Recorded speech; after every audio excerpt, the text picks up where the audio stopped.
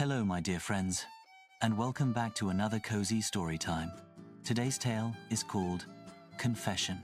It's a story about honesty, courage, and the gentle warmth of friendship.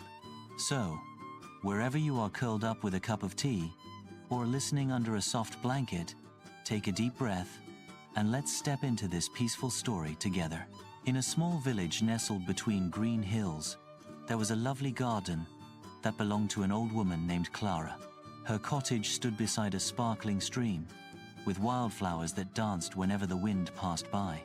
Every morning, Clara would hum softly as she watered the lilies, and her cat, Miso, would curl around her feet, purring like a tune of its own. Across the lane lived a young man named Eli. He often passed by, pretending to admire the roses, but truly, he just wanted to talk to Clara's granddaughter, June. June had kind eyes, the sort that smiled even when her lips didn't, yet Eli never found the courage to speak his heart. He helped in the garden, carried water, fixed the gate, but his words stayed locked inside him, waiting. One golden evening, the sky blushed with pink and gold as fireflies began to flicker near the stream.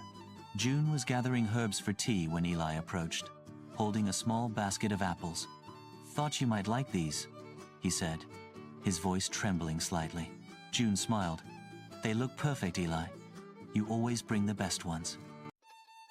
Her voice was calm, warm, and that made his heart flutter. They sat near the garden bench, watching Miso chase a falling leaf. For a long moment, they didn't speak. The air was soft and smelled of jasmine. Then June said, "You always seem to want to say something. What is it?" Eli hesitated. His fingers brushed a fallen petal. I wanted to tell you that your smile makes my days brighter," he confessed quietly. "I just never knew how to say it." June blushed, her eyes soft as moonlight. "That's a lovely thing to say," she whispered. "You don't need to be nervous.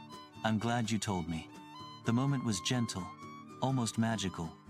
No grand declarations, just quiet honesty beneath the stars. The next morning, sunlight spilled through Clara's window like honey. June hummed happily as she set out tea and biscuits.